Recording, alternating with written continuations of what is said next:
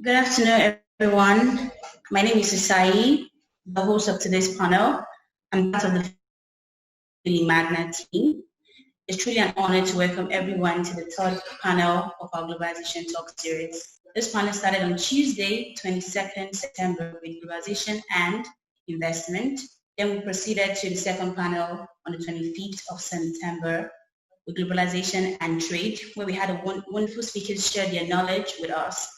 Today, we're having our third out of our four panels, Globalization and Career Path. Today's panel is hosted by Filii Magna. Filii Magna is a travel consultancy, a premium travel consultancy company that provides consultancy and advisory in the travel sector. Filii Magna is the first full professional service in Nigeria that focuses on the niche sector of consultancy and advisory in the travel sector. Filii Magna is a leading global provider of travel documentation, visa application services, travel consultancy and expatriates advisories to private companies, government agencies, and individuals.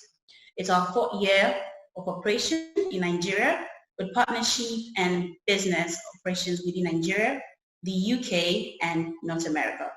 I'm currently working from our Nigerian office. I would not be here for long. I'll be introducing the moderator who will take over. Our moderator, Mrs. Jumoke Aleoke-Malachi, as she is fondly called, is a seasoned human resource practitioner with wealth of experience coming through over the decades of interfacing with CEOs, HR leaders, hiring managers on all issues as it concerns the HR functions. She's a full member of the Mentoring and Career Development Institute of Nigeria and also an associate of the member of Chartered Institute of Nigerian Management of the Personal Management of Nigeria, as well as the Human Resource Certificate Institute USA. Thank you very much, Mrs. Jumoke, for honoring our invitation and joining us. Hello, Sai. Thank you for having me. Thank you very much for honoring our invitations. So you take over from here. Thank you very much. Okay. Hello, everyone. It's a real pleasure to be here and to do this on behalf of Filii Magna. My name is Jumoke Aleoke-Malachi, like Osai just said. And like I said, it's a real pleasure. So I'm going to be introducing our panelists while we get on into the conversation of the evening. And of course, we're talking about globalization and career paths, the new way of working. New realities have been set with COVID the past few months, a lot of changes, a lot of adaptability, a lot of adjusting to new realities has happened. And so the conversation today will be along these lines. I'm expecting two more panelists to join us. I know Nkechi is here, I can see already. Hello, Nkechi. Good evening. And of course, to everybody who is joining us, thank you for joining. I will start off by introducing Nkechi very, very quickly while I wait to introduce the rest of the panel members. So yes, I have a short summary for Nkechi that I'll read very quickly. Nkechi Runsewe, she's a global talent management leader, and she currently works with Guinness. She's a talent management leader who identifies, nurtures, develops talent to transform businesses, and drives a high-performance culture. In her current role as head of talent engagement at Diageo, she has responsibility for cross-functional business plans and priorities to ensure the execution of Guinness Nigeria's talent agenda. She has cross-industry experience across consulting, media and telecommunications, financial services, and manufacturing. She started her career as a management consultant at Accenture and has held management and HR leadership roles at Etisalat Nigeria, Mnet Africa, and FBN Quest Merchant Bank. Nkechi is passionate about helping individuals become the best version of themselves, and she hosts career conversations with business leaders targeted at early and mid-career professionals. She's on the executive committee of Guinness Nigeria Spirited Women's SWN, and she's an active facilitator, teacher, and mentor, speaking at several platforms on personal and career development, talent management, and leadership. She holds a bachelor's degree in banking and finance, certified global talent management leader. Need to mute And she's also an associate member of Chartered Institute of Personal Management of Nigeria. She's married, and she's a proud mom of 2 boys. How do you cope? How do you cope with the boys? Wow. Thank you so much, Jumoke. Thank you. Thank you. Thank you, Ben, for joining us. It's okay to call you Jack, right? Super excited to be here. Yes. Thank you. Thank you. Thank you. Should I mention that your Ngozi sister? Maybe not. I just did. Maybe not. So yes, thank you for joining. So I can see that we have wife in the building, Yemi Faseun, and I will run quickly through his profile while we await our third panel member. So I'll read wife's profile very quickly. Wife, you're welcome. Wife's profile is a how many words ahead? 3-word profile. And it says experienced HR professional. So wife, do you want to tell us why your profile is 3-worded? Oh, seems we lost him. Did he drop off? Oh. Osai, we have a bit of echo, I think, from your end. I think that's where it's me.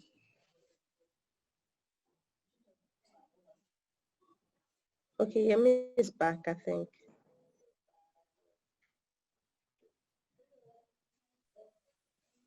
We're expecting one. Okay, can you hear me now? Yes. Can you hear me? Good evening. My sincere apologies. My sincere apologies. I was struggling with the network. No, not network. Okay. Yeah, because there's no shaking of tables today, right? So I was asking why your profile was 3-worded, but maybe you want to shed a little light. Okay, so I need to let you guys know that I am in transit, so please forgive me. My apologies. Okay, so Jumoke, can you hear me now? Okay, all right. So why do I have a three-line profile? How many lines do you want me to have? Jumoke, leave me a beg. That one is fine. That's that. I'm waiting for our last panel member.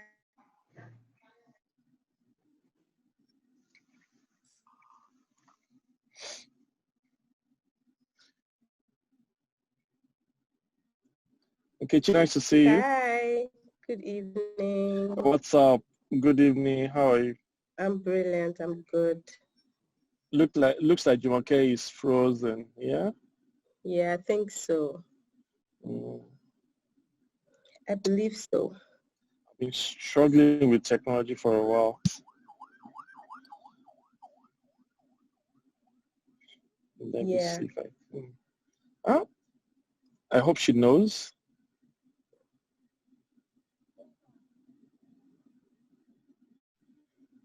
I'm sure she does. Okay, so she's out now. She's probably going to come back in. It's dropped off. Yeah. Yeah, but I think in the interim, do we just want to jump right in and start whilst we're waiting? Right, Because we're waiting for Ivie. Yes. We're waiting for Ivie, but I think she sort of done. Hi. Good evening. Jumoke is back. I have a third panel member with us, Ivie-Ibitoye, and I will introduce her very quickly and get into the conversation. Okay, so Jumoke, before you go, please guys, yes, I'm going to be out for a second. I'll be back in on another device. Okay, that's fine. Why? So I'm sure by the time you're back, I'll be done reading Ivie's profile and we'll get into the conversation. Ivie, you're welcome. Thank you. I hope you can hear me. Yes, clearly I can hear you. Good evening. You're welcome. So I'll read your profile very quickly. Thank you. And we would get into the conversation of the evening. Okay. So yes, Ivie, She's a recruitment and human resource management consultant, and she works with the recruitment and about supporting individuals to become astute, highly sought after professionals in the marketplace, and helping organizations identify and recruit top talent.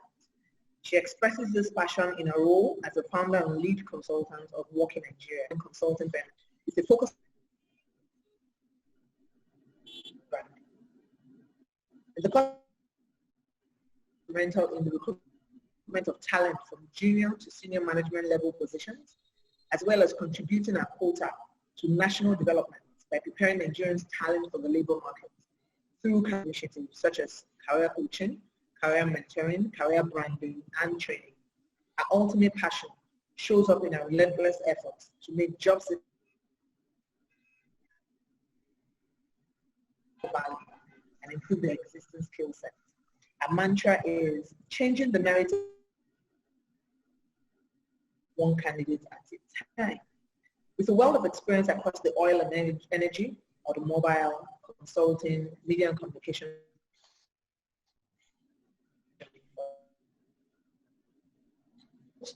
and recruited for the clients of the company. She's committed to finding and connecting the best suited recruitment process. Ivie has been featured in the print and online media such as Business Day newspaper, Globalization magazine,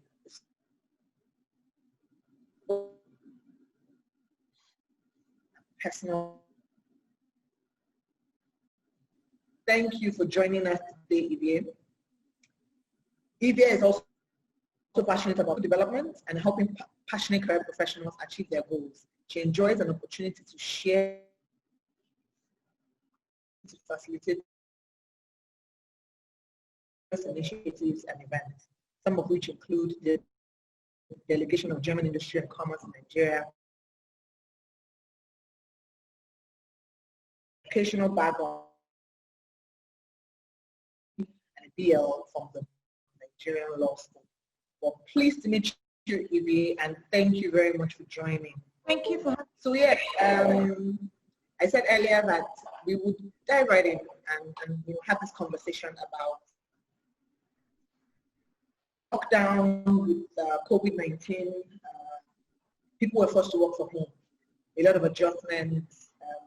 I think micromanaging will have reduced to a large extent. Listening, a direct report in person. So that changed a lot of stuff, and that's what this conversation today will be about. To say that how are we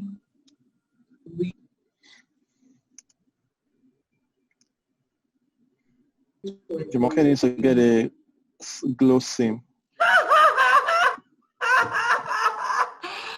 Oh my God! By asking why.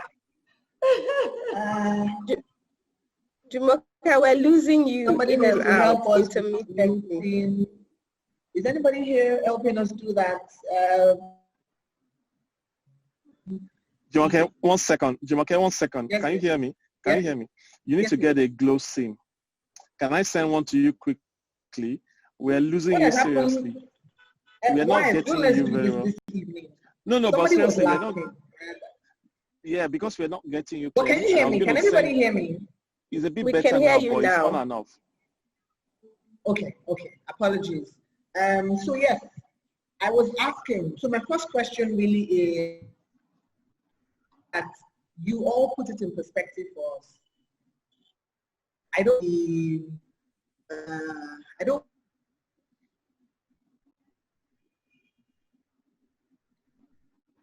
to how employers are relating with employees, but how much of change has really happened. So I'll let YF go first. How much of that change has really happened? Okay, thanks, Jam. Thanks a lot for inviting me to sit with my two bosses, Nkechi and Ivie. It's a rare opportunity, and I don't take it lightly at all. Especially this Oga that I'm looking on my right, Nkechi. It's an opportunity, but thank you. So my take is this: that you mentioned the micromanagers, right? Some of them are not letting out. ultimately looks like they've lost the battle, but I promise you that some of them are not letting go easily. And you know what has happened? It has led to further frustration with some employees, right? Where are you? Have you logged in? Who's crying in the background? I didn't see you log in and all that. We still have what's it called? Employers doing that. I'm not sure if you saw the meme. It was a joke about the lady who came on the screen and said to the manager or employer, "Stop shouting at my husband. This is our data, our electricity, our connectivity. Stop shouting at my husband," and all that. Yeah, I mean, it was a joke, but that's what we still find. Whilst largely the world has moved on, we're not expecting any new normal anymore. We are already in the future that we all envisaged. We didn't know it was going to come quickly, but I promise you, there are still some people, I'm not even sure if we can say they're in the minority, but looks like they're in the minority, who are still not getting it.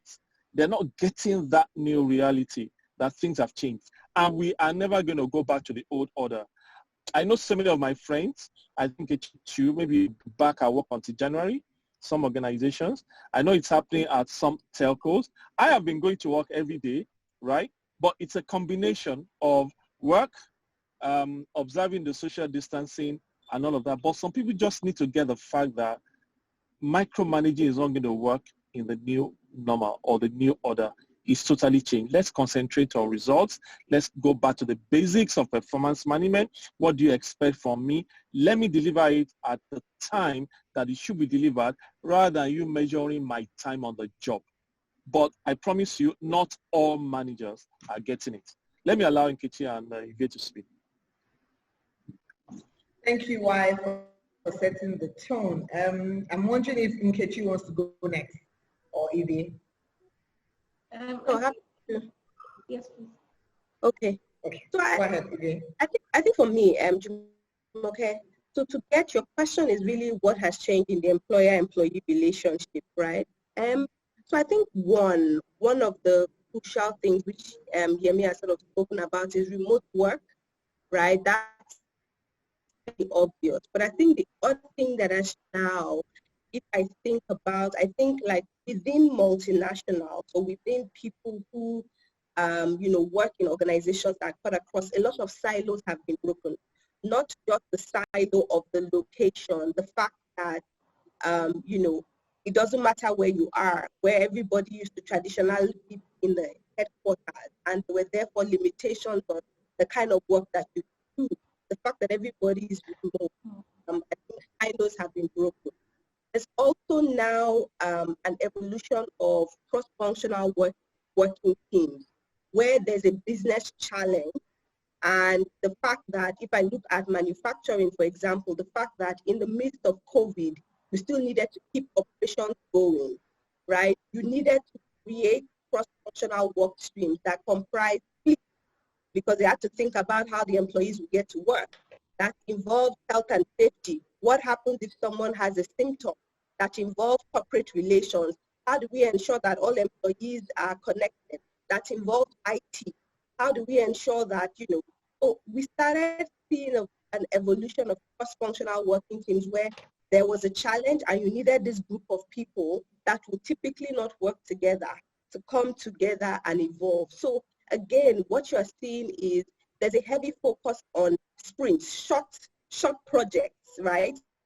We need to work on this. Let's get people together to deliver on something, and then we do that. But I think the final big thing has been the evolution of the business or bottom line driven employee, where there's now been that focus on, apart from your BAU delivering on what you're supposed to do, we want people who can deliver at cheaper or reduce costs for the company. So in terms of that employer, it's not enough for you to just do your work now. You need to do it without overhead. You also need to, everybody has a sort of a bottom line focus. So employees are now tasked with additional things like making sure that products are being sold, driving the bottom line, because businesses need to stay afloat. So I think for me, those were the crucial changes.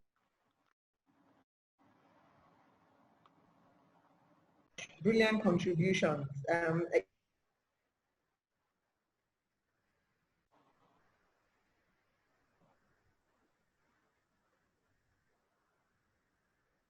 Ivie, do you Oh hear yeah, I me? lost you for a minute. Would you want to wait Okay, in? yes. Okay. So I think that just in addition to what Mr. Yemi and Nkechi have said, for me, it was a bit different because I have a 9-to-5 and I run my own business. I'd always run my own business as a virtual business. So this was nothing new to me at all. The only thing was I now had to start working with clients who we usually would visit their offices. We started working virtually. But it was very welcome for my business. My employees were able to adjust without any issues at all because we had always worked virtually. But with the corporate organization where I work in a company where management is very old school. They struggled. They couldn't imagine a life where they are literally not in the office, calling Shehu across the office and all that. It was a huge struggle for them, you know. But one of the things that we had to do in HR was we began to look at things through the lens of the employees. We had to start figuring out a lot of things that we never thought of before. We started thinking more about their health, their safety, conversations concerning mental health came up because even for employees who were happy to work from home, they didn't understand what it meant to truly work from home 24/7. You know, so we started paying a lot of attention to mental health.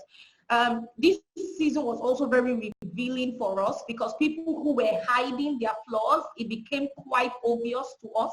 People who could not work without management, people who could not work without being micromanaged. It was very obvious to us as well. People who had strong leadership capacity as well. People who had the ability to adapt easily. So it was very revealing even for the employees and for the employers as well. Technology also played a huge part. So one of the roles that we had to quickly make sure that we got an expert was in technology because we realized that for the nature of our business, we needed to make sure that we had fantastic technology such that our clients will be satisfied. We could still have our regular meetings and there will be no hiccups. My office is very family oriented, so they celebrate everything. You have a birthday, they celebrate. Your husband gets a job, they celebrate. Your child gets an award in school, they celebrate. So we wanted to, I'm telling you, so we wanted to still keep that love alive. So we had to invest heavily in technology. We also realized that there had to be a lot more support from the company this time because a lot of employees were not prepared for working from home. So we had to make sure that we assisted them with the appropriate work tools. With the companies that I consult for, I found out that that's one of the things that employers struggle with. They just were not ready to spend that kind of money, but if you wanted to get value, you had to expend that kind of capital at that moment. Now, working with candidates for recruitment, I've got to tell them as well that things have changed. The kind of tools you require these days is a given. You cannot realize that we're in a pandemic where everybody's working from home. You want to interview for a role and you still do not have good data. Data right now is like a mobile phone. It is too important. It's something that you now invest in because when you get called for numerous interviews and because of your poor internet connection, you cannot interview. Nobody is going to understand that it's poor internet because they just feel everybody should have invested in internet at this point. So I've had to have conversations with candidates, people who are still looking to transition and looking for jobs to make sure that it's true. I also noticed that the KPIs and competencies changed. The kind of things we were looking at before have changed. So now we are looking at things like response time. We want to see how responsive you were because Mr. Akin can no longer just call your desk in the office. We want to see how quickly you respond to emails, how early were you to Zoom meetings. We had situations where we had to put a policy. You cannot log into a Zoom meeting less than 15 minutes before the time of the meeting. These were things that people could just actually stroll from their office to the conference room. But we had to start putting a lot of policies in place. Qualifications have also changed a bit. Well, employers are looking out for more technology savvy people, people who have leadership qualities, people who are able to adapt, people who can effectively work from home and from the office. So those are the changes that I see from my end. Thank you so much. You guys you set the motion, I must say. A lot of things you've mentioned are realities, and there are things that we're all having to adjust to. But as you spoke, something struck me, and I wondered that, where is the place of leadership in all of this? Where is the place of leadership? in all of this conversation we're having. What are the leaders supposed to be doing? What are they doing already? What are they not doing yet? Where is the place of leadership? I'll just leave it open-ended and you guys can just wait in. Where is the place of leadership? They let them start. We know where to meet. Oh. Okay. So just this morning. Of leadership, right? I think has never been more important than it is now. Right now. Because at the end of the day, right, it is easy to lead people when you see them in the office. We show up, we look our best at work, right? So you can look, at me and say, okay, Nkechi delivered this, right? Do that. Call me and you can hear 2 children in the background, homeschooling. You can hear all kind of mommy, exactly. And you are still able to take a place of, oh, Nkechi, this is a good time for you. Understanding that at that moment, I am Nkechi, the employee, Nkechi, the manager, Nkechi, the mother, who is probably juggling with 2 or 3 internet providers and trying and wife. And on a Zoom call and also picking your call on the mobile, right? So I think the role of leadership in this period is really very important. Galvanizing, getting everybody, because there was panic. This is a pandemic that was not unprecedented. So really being able to, like Ivie said, taking the leadership, driving from the front, leading from the front, making decisions about what's going to happen to your workforce, what changes do we need to make, what investments do we need to make to ensure that people are able to manage this in the long haul. My last day in the office was Friday, March 20th. The last day that I stepped into my office, Friday, March 20th. In 2 weeks, it will be my 7th month of fully working. I have not seen the gate of my office since Friday, March 20th. And I am more productive now than I was in March because I'm more connected to the business. Now, town halls are almost a given, right? You need to carry everybody along. You have it via, you use WhatsApp to communicate critical things, not just email. Understanding that people have different challenges. So the role of a leader in this time, and I think very crucial, was not panic, because there was a period around, like March, April, May, where there was a lot of uncertainty around will salaries be paid, how are organizations going to cope, what is the impact of business. To be a leader is really being able to say, this is our position on this. Salaries or whatever it will be a last resort. We will do all that we can. So I think giving that comfort to employees is also really, really crucial. So a leader's role is something else. Amazing. Thank you, ma'am. I think Wyatt was going to say something. Okay, so she's told some 2 of the 3 things. I'm not surprised. I'm not surprised, don't worry. 2 of the 3 things I was going to say. The first thing I think is empathy. If we still have leaders who think that empathy is not important, then those leaders are not made for this current industrial revolution. They are not. They are just going to lose. They're going to lose talents en masse, because, like Nkechi said, the employee is covering different dimensions of life at the same time. I say that life is on the go. You're doing training. Your kids are in school. Your husband is also at home, needs lunch, and life is happening. And don't also forget, Baby Nkechi has one small place at home where she could carve out as her office. Ivie has a studio. I know that. The husband records her on video and all that before she posts. It is the guy who records. I know that. Some people have just one room. No. I mean, I'm being real. Some people have just one room or 2-room apartments, and they still need to deliver all of that around life issues. So if a leader is just sitting there, absolutely, if a leader is just sitting and saying, where is my report? Where is my deliverable? Without empathy, without thinking through the other dimensions of the employee, it's a matter of time before that employee just moves on to the next employer. So that's one, empathy. The second is reselling the vision. I think, like Nkechi said, there were so many moments at the beginning of the pandemic where people were not sure what was going to happen to them. And some people actually lost their jobs. Some lost their income considerably, right? Cutbacks and all that. It's a duty of a leader at the time of crisis to resell the vision to employees, right? To say, okay, we said this in November last year, we said we're going to go this far.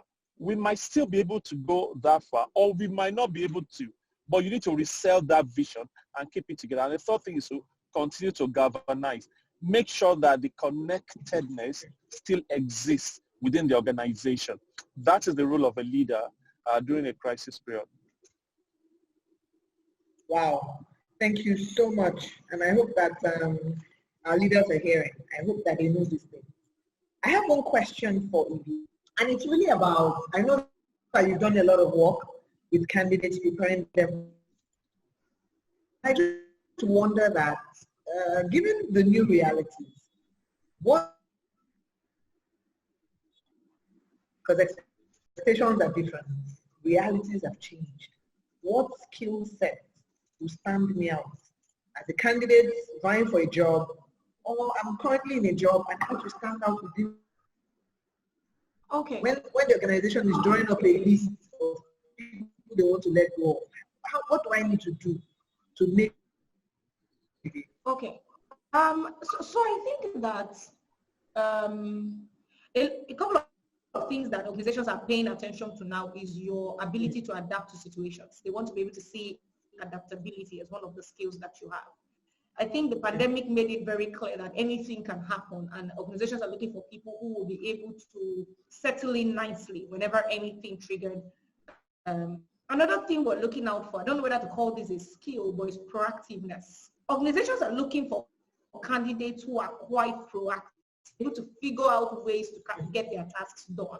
Like I said earlier, because we didn't plan for the pandemic, people had to be innovative and had to come up with different ways to get their tasks done. So just being proactive and not waiting necessarily for the organization to tell me what to do is, of course, a very welcome skill. Innovation as well. People want people who are very innovative, people who can add a lot of value. We don't want you to come and do the same old things. We want you to be able to come with new ideas on how we can carry on business, new ideas on how we can improve our processes, despite the fact that we're no longer working collectively. And of course, we're still looking for people who have problem solving and critical thinking skills. These are things that are still paying a lot of attention to, simply because the way the world is changing, the things that customers are looking for have changed as well. The way they want their customer experience to be has changed as well. So we're looking for employees who have great problem solving skills and will be able to add value on the go.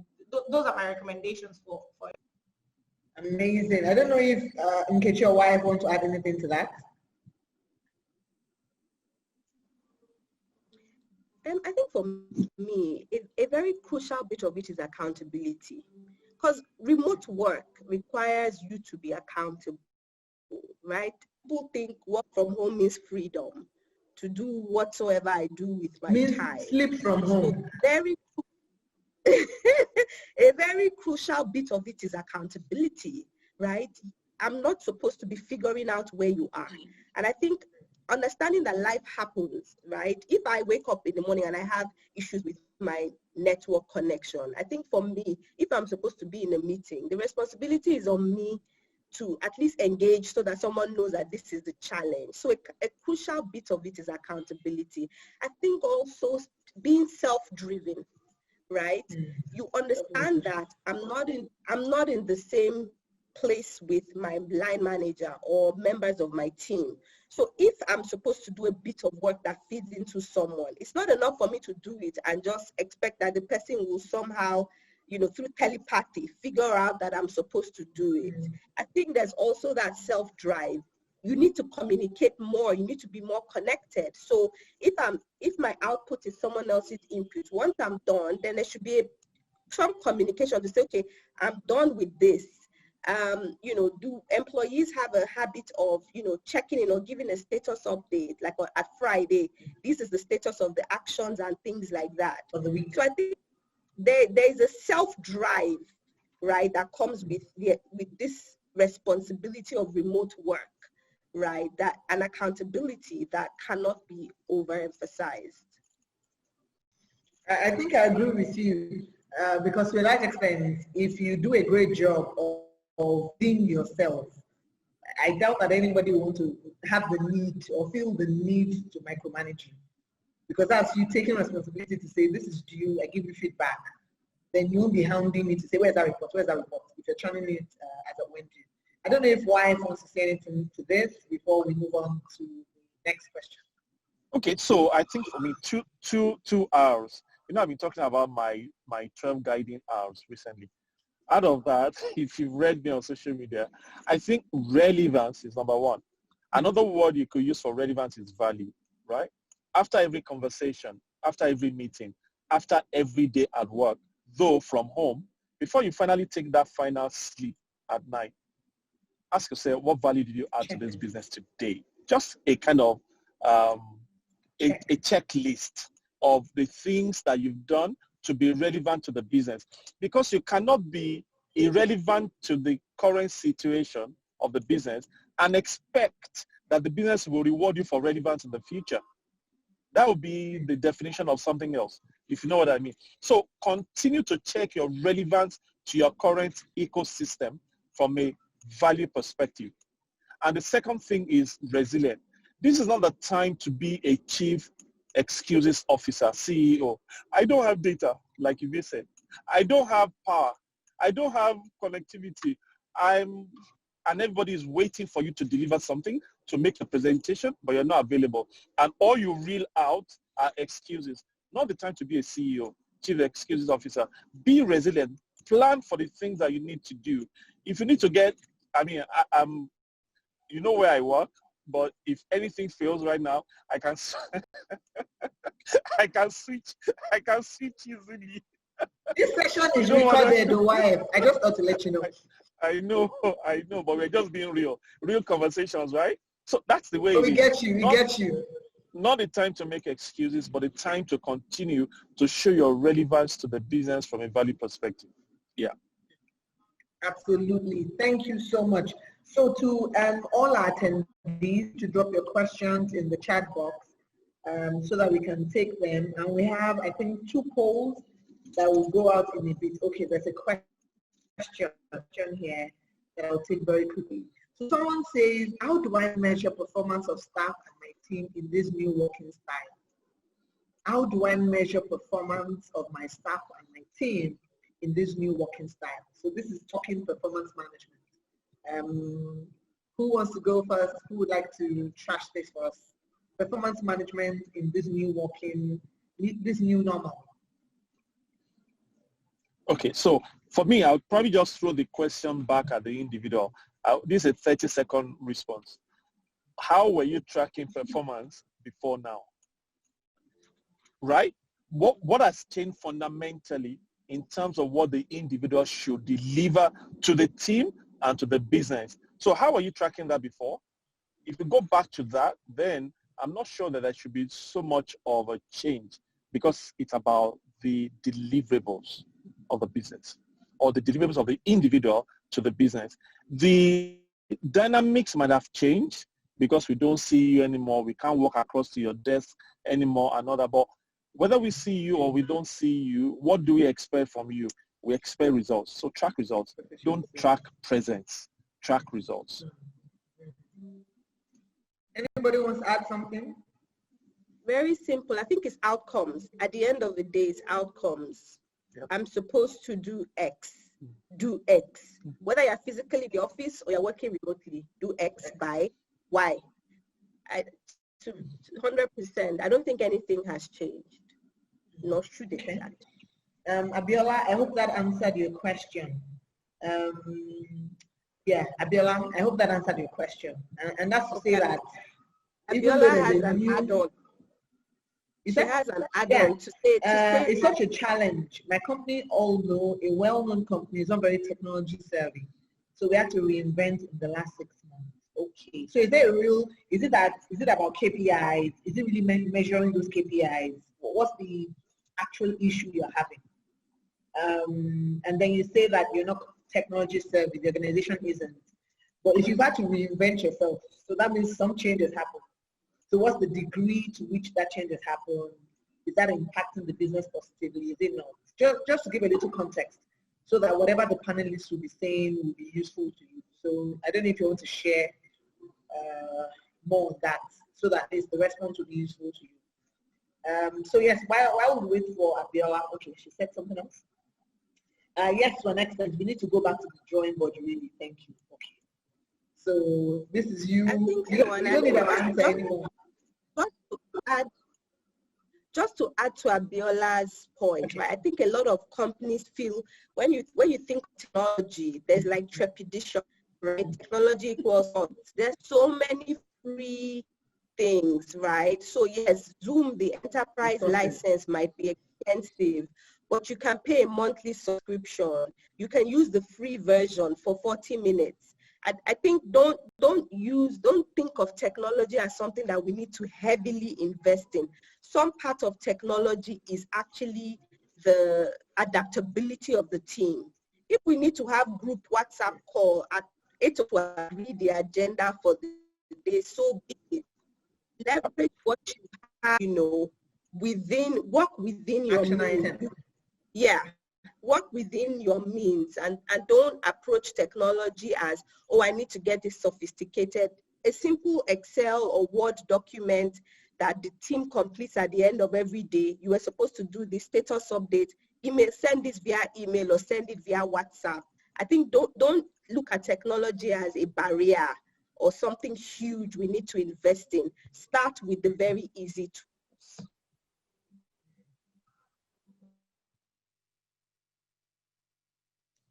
Absolutely. I hope that is useful, Abiola. And of course, if you have any more questions, please feel free to drop it in the Q&A box so that we can take them. But I think I have one more question for our panel members. And it's to say that with this new normal, I'll say it again, a lot more opportunities are opening up for people to work for organizations outside of the shores of where they but how can we embrace this? So I'm saying remote working for some company in Ghana, for instance, and I'm in Lagos. So is this a reality? I know that I've heard a lot of people get as a talented individual to position myself for opportunities like that. So I'd like to hear from us. So I'm not sure I got that question very well. So I said, with this new normal is the reality of working in one location and getting a job in another country, for instance. And then, of course, you're working remotely from your location. So I've heard, or I know people who have had opportunities like that. So I'm saying, I'm a talented individual. I'm considering something like that. What are my options? How can I position, even if I get to work remotely? Okay. I'll let the ladies go first. So I was having a conversation with someone recently, and the person said, remote is now a location, right? So where is the work based? Lagos, Abuja, Port Harcourt, remote. Remote is now a location. It has come to stay. That's the reality. So what it means for talented individuals within Nigeria is that visa, work permit is no longer a barrier for us. So I think we're one of the few countries that will come out of this, I think, the better off, right? From a exchange rate or whatever, we are cheaper resource at probably, if not more doggedness and more determination, we are a driven, set of individuals. So I think remote has come to stay. There's no question about it. The earlier that we just, embrace those opportunities, gig economy, remote, it come to stay. Okay. All right. If I could add to that, just this morning, just this morning, David Brown was saying that work is now where work is. And I quote him, work is where work is. Work is no longer at VI or Ikoyi or Lagos or Ibadan. Work is where work is. As an example, I need to do a sort of project recently, about 4 or 5 weeks ago, some quick 1-2 week thing related to social media. And I reached out to 2 people that I had not met before. One of them turned it around in a way, the other person in about 9 days, and I paid them. As we speak now, I've only met one of them. I've not met the other guy, but they did work for me. But imagine that that same individual, given the skills that he had, could work with Nkechi and with Ivie and with you, Jam, and 10 other people and still get paid without seeing anybody. That's the real definition of remote. That's the real definition of work. I mean, webinars are going on right now across the world. We will be in Lagos and we are talking to thousands of people across the world. It's part of it. So it's not only work that has become remote. Life has become remote. That's the new reality.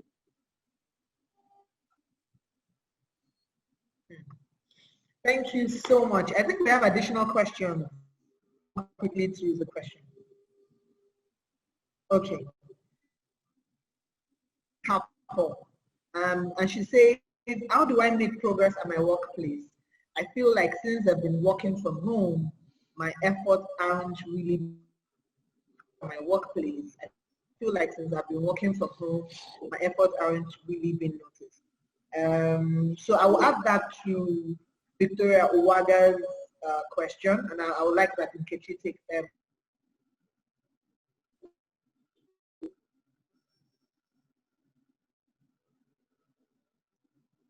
If you could just, answer these 2 questions, yeah, we would like that. Okay, cool. So with Sandra's question, when I saw it, my heart went out, right? Lawrence, rather, how do I make progress, right? Since you've been working from home, your efforts aren't really being noticed. I think with the virtual world, I always tell people, right, when I have a meeting at work, a virtual meeting, when I wake up in the morning, I have my bath, I dress up, howbeit a more comfortable clothes, but I am appropriately dressed. I might wear leggings at the bottom, but my top will always be formally dressed. When I attend Zoom calls, network permitting, it doesn't matter if we're 50 and every other person's video is off. My video is on as a principle. I've made that decision because you will remember that I was in that meeting. I am most likely, because I'm mindful that my video is on, some of the little slack things that you do, like check your phone or tune out, I'm very mindful that I am on camera. And so I'm paying attention. I have had to imbibe that as discipline for myself, right? Except my network doesn't permit. So I'm saying you need to figure out what works in the organization, right? If you're not being noticed, ask yourself why, right? I have seen, situations where they say, oh, let's, have a quick chat. Can anybody turn on their video? And some people start saying, I can't turn on my video. I can't do this. I can't do that. Why is my question. So I'm not to flog a dead horse, but I think if you're not being noticed, why is the question I need to ask. Who are you carrying along, making sure that you're accountable? How we've talked about accountability, like your reports and things like that. Whether at the end of every week, I make sure that there's a way that my manager understands all of the work and everything that I have achieved. So I think for me, that's one. To answer Victoria's question about shaky career, I'm not sure now, shaky in terms of the organization being shaky or the individual. It's a little bit vague, but if it's the organization, I think there's a role of, like we said, relevance. What questions do you ask about business performance, right? And I think people feel like, how is our business doing? Is a very genuine question that you should be asking the leadership team. How are we doing? I can see that businesses are being affected. And what can I do to make sure that I'm contributing to the bottom line? So I think that, for me, that would be, if it's the individual shaky, I've already kind of addressed that. your presence, your availability, accountability, those things. Okay, thank you so much, Nkechi. Okay. And if ultimately you put in all the things Nkechi has mentioned and it's still not working, make a plan. I always leave that window. Make a plan. I mean, make a plan to exit. We're not saying exit. I never ever advise anyone to exit for nothing or exit to nothing. Make a plan. If you are relevant to the business, you are adding value, you are everything that you should, and it doesn't look like your career is going anywhere, make a plan. Yeah. Have a plan B. Ivie, do you want to add anything to this? Well, I think that they've said it all, really, and I think that a lot of the things that Nkechi said are just very profound, because there are things we take for granted, but there are the little things that matter. And because we are no longer in the physical office, it's these little things that would actually be more important now than the big things of before. I also think that you should be a bit more proactive with showcasing your work. So don't wait till you are asked for the work you made, or when you are asked for the tasks you've been doing.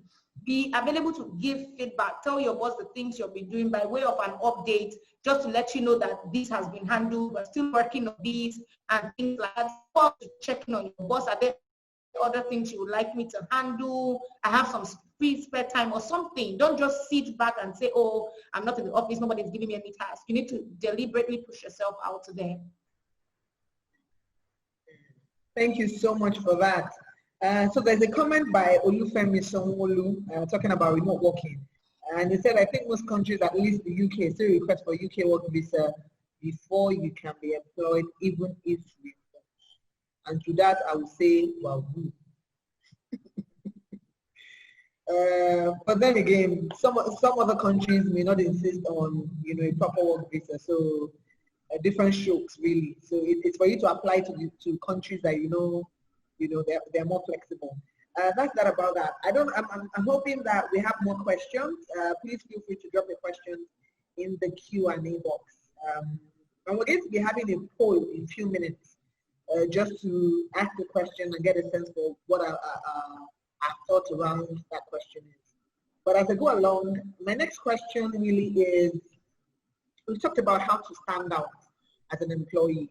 And we listed really fantastic, skill sets to have. We talked about adaptability, being proactive, being innovative, problem-solving skills, critical thinking skills. We talked about being accountable. That accountability is very key. We talked about self-leadership, which I think is very key as well. We mentioned relevance and resilience. And I think, this is a very, very, very important skill set to have. But there's a skill we have not mentioned. Emotional intelligence. Like how did I know? So we didn't mention emotional intelligence, because I knew it. even when Wyatt talked about empathy, the truth of the matter is most of the skill sets are embedded in emotional intelligence. Because if you are emotionally intelligent, by default, you are accountable. You are in touch with your emotions, you're managing relationships, everything will come to you readily. You're able to adapt. And I was in a session some days ago, and I said to all the attendees that, you know what, you guys should give yourselves a round of applause. That you survived the pandemic. You didn't lose your mind. Don't take it lightly. We all survived the pandemic. We're here, we're smiling like all is well with the world. It was a lot. And that's the basis of emotional stability. So our ability to be able to put everything together and still come out looking radiant like my panelists are looking, it takes a lot. So I think that's a skill set to add. I just needed to give you that long story to arrive at emotional intelligence. So I think honestly, this is a very important skill set to have. And it speaks to all the why don't throw me when in a professional setup. Why is no guy at the top? That's why he's attacking me like this. Why? So, but honestly, I think all the skill sets we've mentioned, very, very relevant. And a lot of people will be wondering, okay, you've said all these amazing things, but how can I develop these skills? Because it's easier said, we can list it, but I don't know if you want to just put it in context for people. How can I be adaptable? How can I be proactive? How can I display self-leadership? Maybe I want to do it. Maybe I'm helpless. And I know that I missed out one more question. We'll come back to that after the poll. But if I say that all of this, okay, now somebody's saying that now. So somebody just asked me the question I was arriving at, to say that I'm struggling balancing my career and developing my skills. How can I resolve this and grow in both my career path and my skills? And I think this is where I was going to. That it wasn't enough that we had a list, but how can people, so I don't know if you want to do that very quickly before we have our poll. How can I use these skills? Amazing skills we've listed, but how can I use it?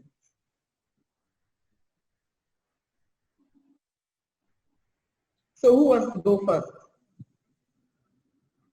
Okay, so I think that there are quite a number of online tools that will help you to test yourself regarding these skills. There are loads of things as Asilium. There are quite a number where you can actually go and do certain tests. It will give you feedback on your adaptability skills, your critical thinking skills, your problem solving skills, emotional intelligence, and the likes. I think there's a lot of information on the internet, and you should start with first assessing yourself, so that you even know the skills that you really need to develop and the ones that maybe you're doing pretty well already. Don't just conclude because we have said these are all the skills that you're lacking in all. You may actually have some, but you just don't even realize. So I think you should take advantage of the resources online. I also think that you should take advantage of a lot of training. I find that self-development and professional development is something that employees are just not very willing to invest in personally. But I realize every day how important. I'm a better refined professional when I read a book. I'm a better professional when I attend a webinar or I do a training and I get fresh information. I can never compare myself to where I was coming from. So I think that you should also invest in a lot of online training courses. Some are free, some are affordable. Just throw yourself out there. Do a lot of the testing, do a lot of the case studies. Ensure that you're constantly also asking for feedback at work. Ask your colleagues, ask your boss for feedback. Are there areas you think I should work on? Go online and access these things. Your organization may not be willing to train you, but you should be willing to invest in yourself. There's Allison, there's Udemy. There are loads of online courses that are free that will help you at least have the basic knowledge.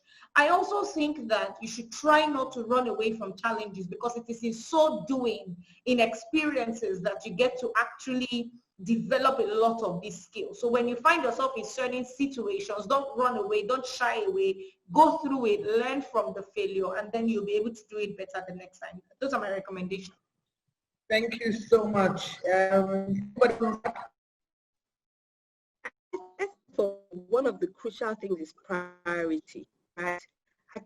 You can't that a crucial part of me delivering in my job is actually having the skills to deliver in my job, right? So once you get to that point where you realize that I'm helping myself to help me grow in my career, what I did during this lockdown era was trade off my traffic time, right? To say, oh, Nkechi used to wake up and leave the house at 6:30, 6:40, right?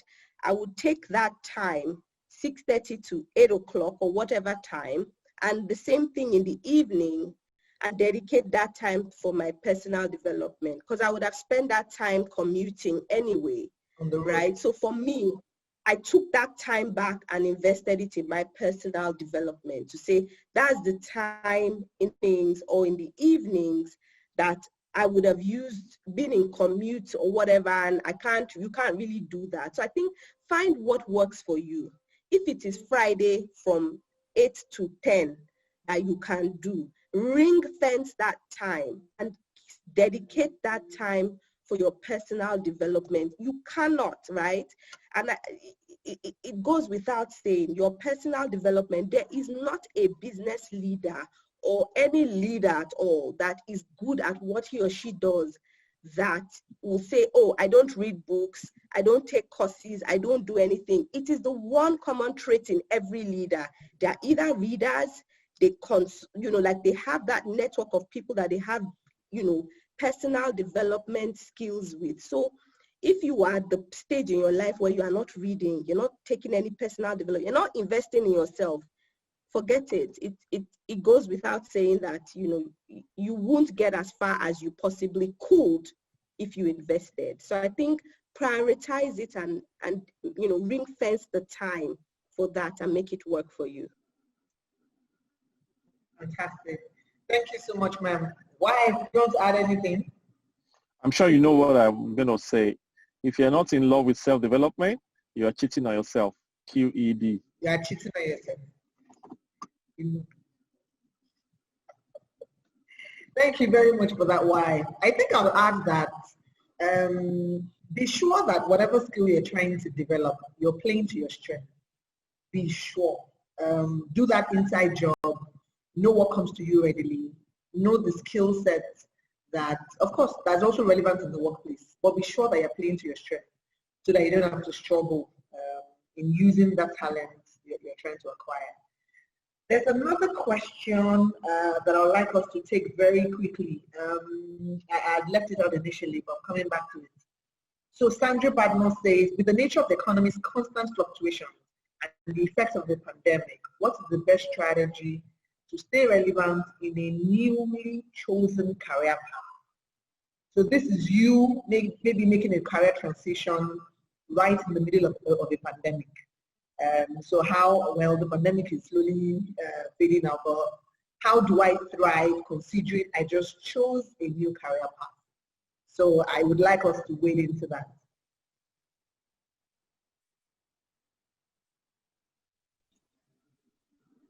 Who goes? Yeah, Nkechi. Right.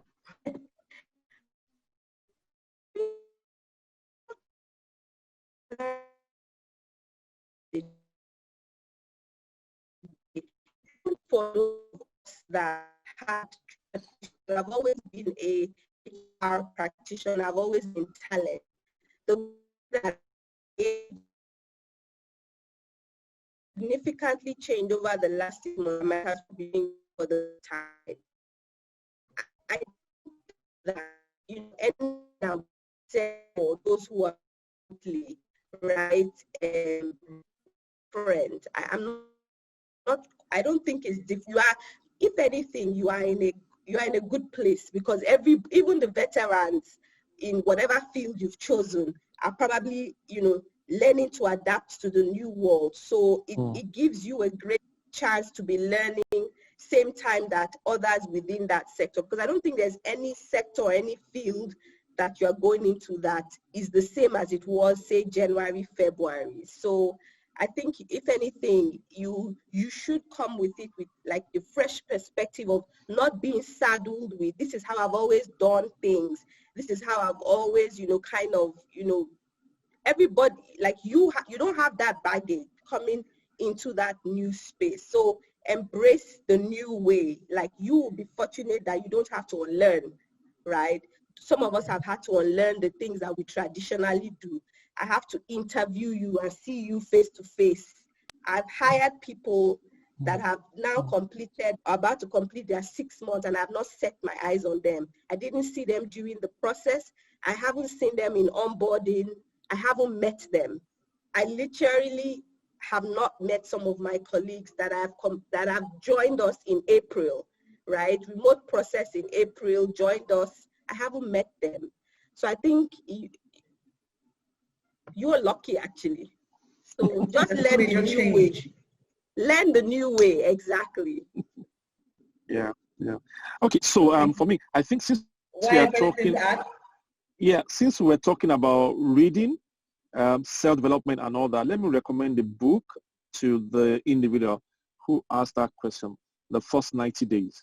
That might just help you. Okay. The First 90 Days. I can't remember the name of the author now. I'm sure it's something you can get the ebook. First 90 Days, get it. I'm not saying that you should implement exactly what the guy recommended in the book, but you will just open your perspective in terms of how you can space the value that you need to deliver quickly to the business or to a new terrain. So grab that book, read it, go through it, and it will open your mind in terms of readiness in a new environment.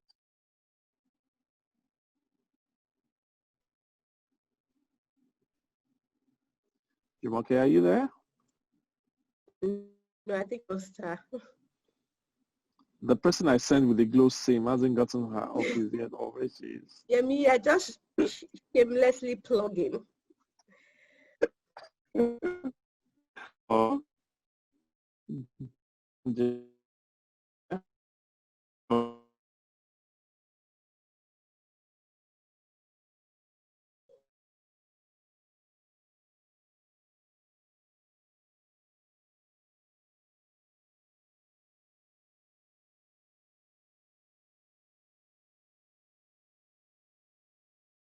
Beneficial if we share maybe more practical things that we've done for new joiners to kind of help them get acclimatized in a world where, you know, they can't come into induction per se. So I don't know if Ivie or Yemi have any examples of how you've onboarded. I think the body system works. The body system, it worked before the pandemic. Again, we were physical. And even more so now, I think it will work. Because the individual, let's not kid ourselves, it's not an easy journey. Nkechi, for me to join an organization, and I've done 6 months, and I've not seen anybody. Yes, we've had meetings. Yes, we've had trainings. Yes, we are meeting every Monday or every Friday, but I've not really seen, in my mind at times, when you want to stay, you'll be like, am I really in a job? Except when salary drops. You know what I mean?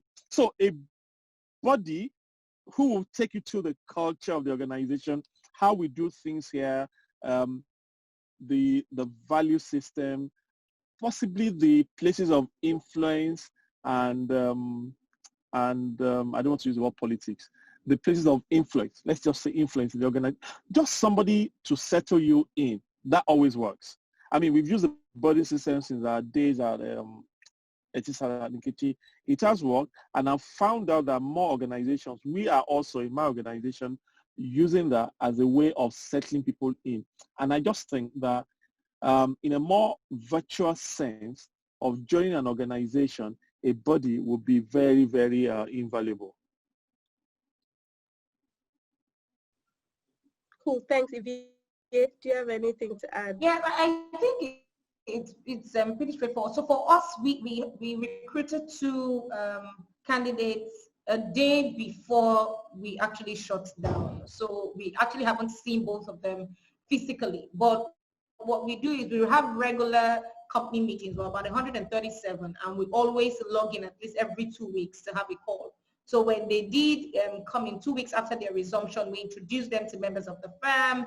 We had sent out, so what we did was we sent out like a picture, a brief profile of the individuals to the entire firm, letting them know that, oh, we're welcoming Victoria. This is her background. This is where she worked before, and she's joining the firm as a senior associate and all of that. And then at the firm meeting, we also did like a video call where we introduced her to the firm. She got to meet a few people. Also, because we are very, very intentional about working in teams, we made sure that people in the team that she was going to be joining were kind of responsible for her. So that has helped her to also settle in as well. Well, both of them to settle in as well. And it's been pretty straightforward. I even think onboarding was sweeter.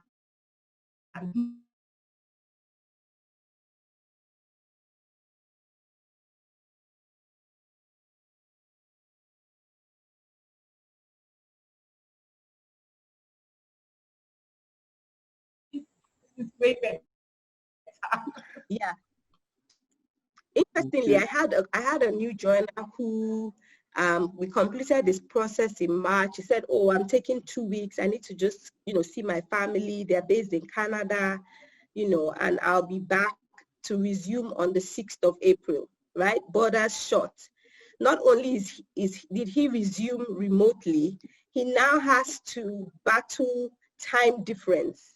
So when we have a 9 o'clock meeting, right, it's 3 a.m., 4 a.m. in Canada, and he has to deal with that. So I'm just saying it tests the strength of a human being, but I think where possible, the team has kind of flexed, because I remember some time ago, they fixed a meeting for 8 o'clock, and I was like, I don't understand why. And they're like, oh, we're trying to be considerate of him and move our, like team meetings to an appropriate, a middle time for everybody so that he can join. So I think that's also, very crucial and possible. So hopefully that answers your question, Ogenefego. Nkechi, can I add something though before we go on? I think we shouldn't take the place of the immediate line manager away from this conversation. The individual actually who has the first and primary responsibility to settle in an employee into the business, into the team, is a line manager. So leaders and employers should not take away that responsibility totally by giving it to a body or to HR. No, the primary responsibility is actually residing and should reside with the immediate line manager of that particular employee. Sorry, everybody. I think Jumoke has issues with her network. I'm really sorry for that. So we'll just proceed to the poll questions now. We're supposed to have our poll questions now, so it should come up on the screen any minute.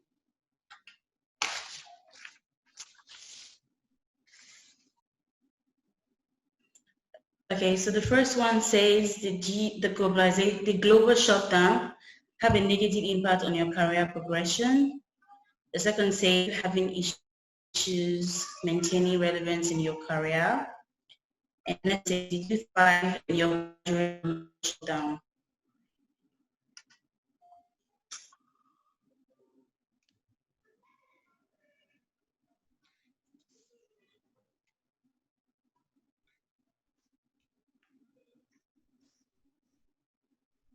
Okay, we're waiting for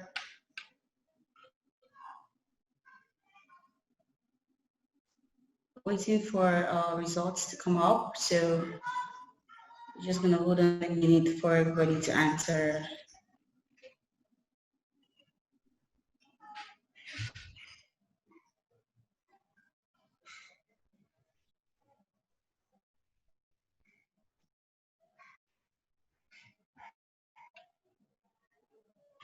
Okay, so just give us a few minutes. We're waiting for the response of people.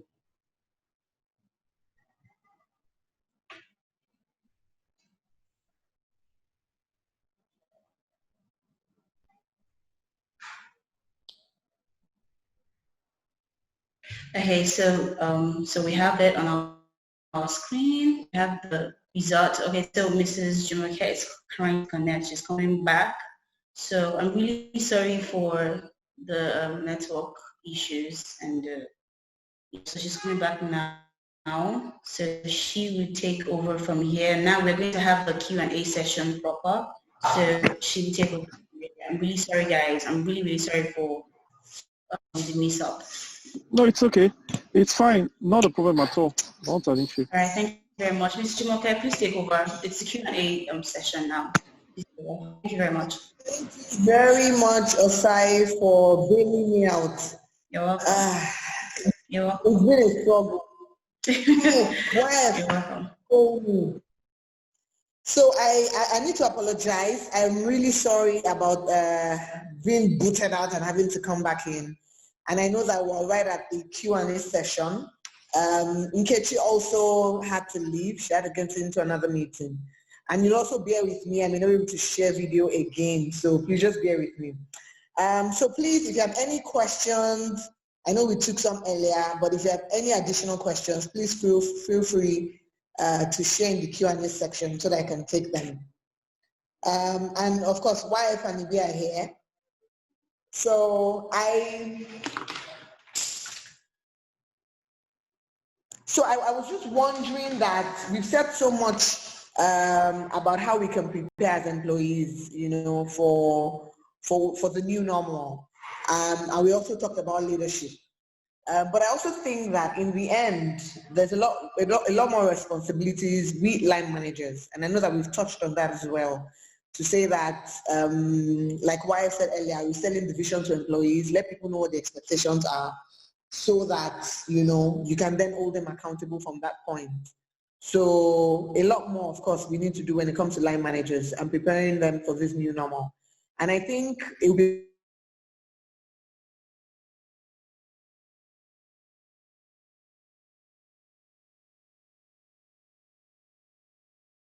have people responsibilities, and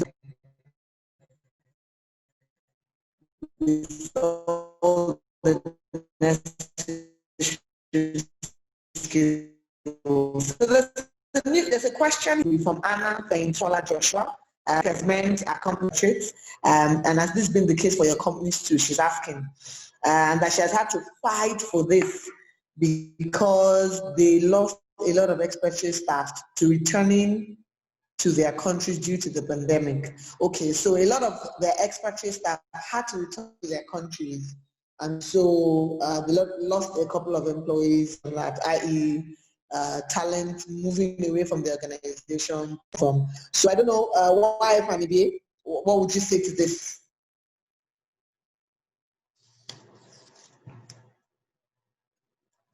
I think at the beginning of the pandemic, excuse me, so many expatriates were caught in the middle. People couldn't come back to Nigeria. And in fact, I mean, in my business, in telco, we had so many of them who couldn't come back, right? And number one, remember we said that work is where work is. So yes, we had individuals who were still working wherever they were, right? And yes, for those who could not work, the reality was that we must learn to build businesses around teams and people rather than individuals. So if I'm not available, should the business not continue? Why not? So let's not kid ourselves. More businesses were impacted adversely more than others. But the point is, one, build businesses around people, teams, not around individuals.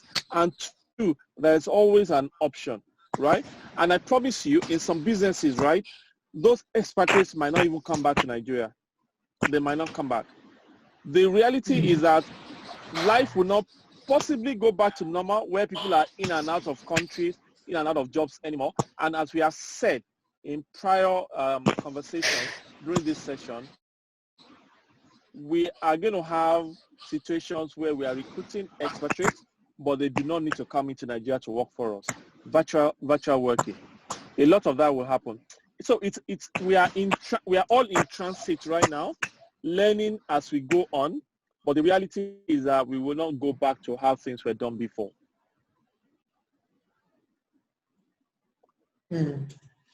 Okay, Ivie, and do you want to contribute to this? Well, I think that what I said is pretty simple. I also think that this gives an opportunity for employees locally to begin to develop extra competencies. There's a reason why people don't always go for expatriates. There's some certain things that are just missing.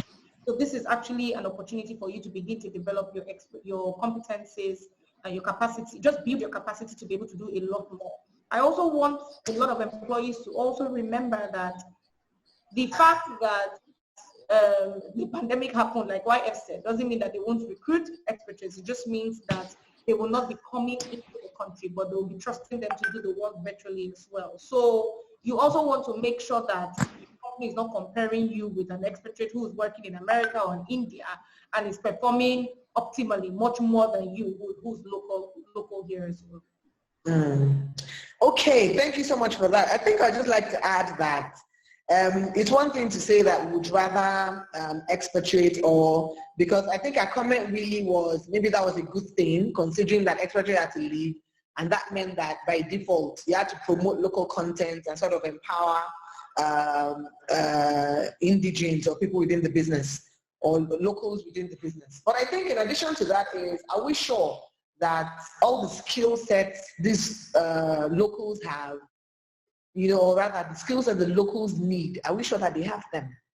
Because in most cases, ideally, those expatriate positions are usually specialized roles that those skill sets are not here. So when we say that we are, having locals do this and maybe expatriates work remotely, for the people here, how are we ensuring that we're upskilling them so they can even do those things? So I think that's an ongoing conversation. That's not a question that we will answer here and now. And I know that there's NCDMB promoting local content, here in Nigeria. So I think that's an ongoing conversation to say we also need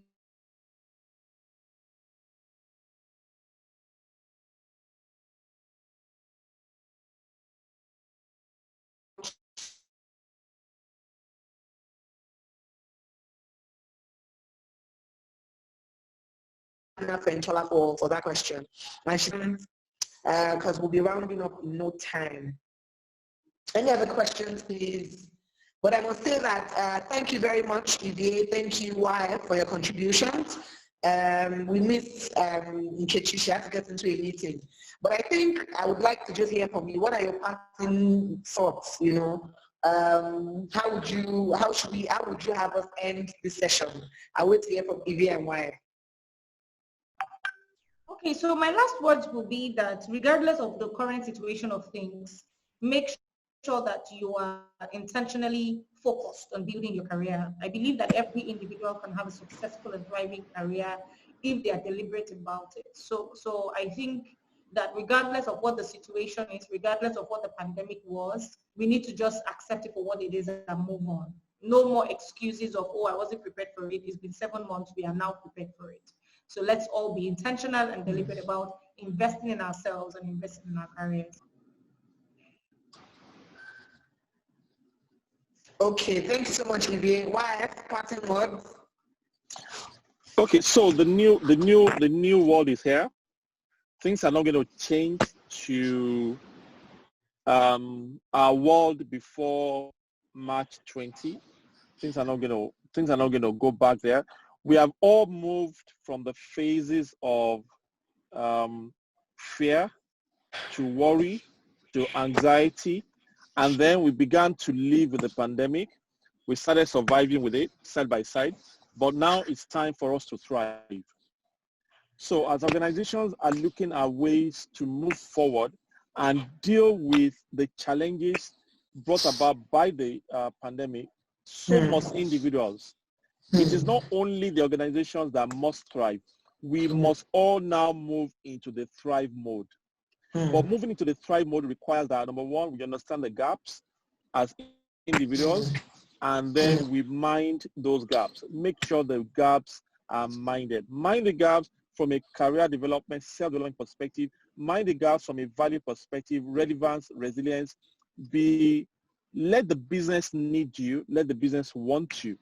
So that when this period is over and we are looking at who is going to celebrate the next phase with us, you will be one of them. Thank you very much. Wow. Thank you so much. Thank you, Ivie. Thank you, everyone. I've enjoyed moderating this session, even though I've had to battle with network. But I think I will hand over to Osai. Osai, over to you. And thank you for bailing me out, Osai.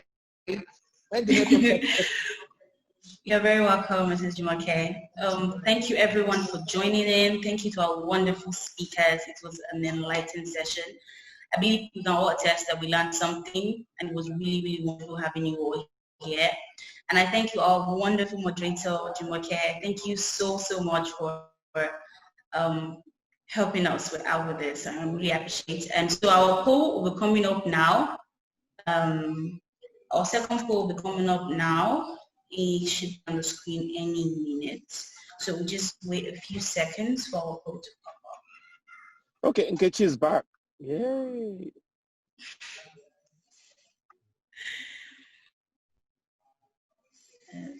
Okay, yes. So our polls are up. Number one says, are you ever considered having a work permit in a foreign country or working abroad? Number two says, have you ever been refused entry or visit to a particular country? Number three says, would you consider opportunity service company for your visa application. Okay, so we're going to wait a few seconds or a minute for the results to come up, So while we wait, I'm just going to say thank you to everybody. And the brand, the host of this event, or the host of this is Filii Magna. It's a premium travel company, like I said. It's the first professional service in Nigeria on the niche sector of consulting and advisory in the travel sector.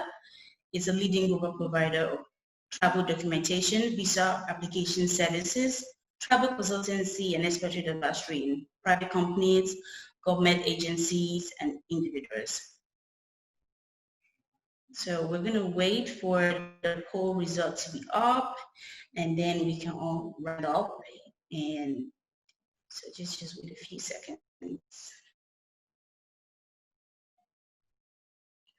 Okay, our polls results are out. Polls are up. Yeah.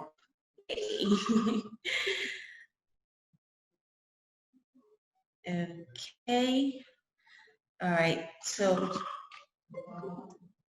I just want to say a huge thank you to everyone that participated in today's panel, both to our wonderful speakers, to our moderator. I just want to say thank you for making our time to educate us on the career path and how to move forward. We appreciate, and it was really educative, it was really innovative, and we thank you for that. So the video will be uploaded on our social media platforms, on our LinkedIn, our Instagram, Twitter, YouTube, on @Filii Magna. You can just find us on anywhere @Filii Magna. And just stay tuned to our platforms. We'll be having another educative panel coming really soon, very inspiring. So stay tuned to our platform and you get more information. Thank you so much, everybody. Thank you for attending. Thank you, wonderful moderator and the speakers. Thank you, attendees. Thank you. Have a Thank you. Thank you very much. NK, nice to see you. Thank you for having us. Thanks, everyone. Bye. Thank you, everyone. Take care. Jumoke, thank you. Well done. Take care. Thank you. Bye. Nkechi. Thanks. See you guys. Bye. And thanks for Osai. Osai, thank you for inviting us. You're welcome. Thank you for honoring the invitation. Brilliant. All right. Take care. Bye.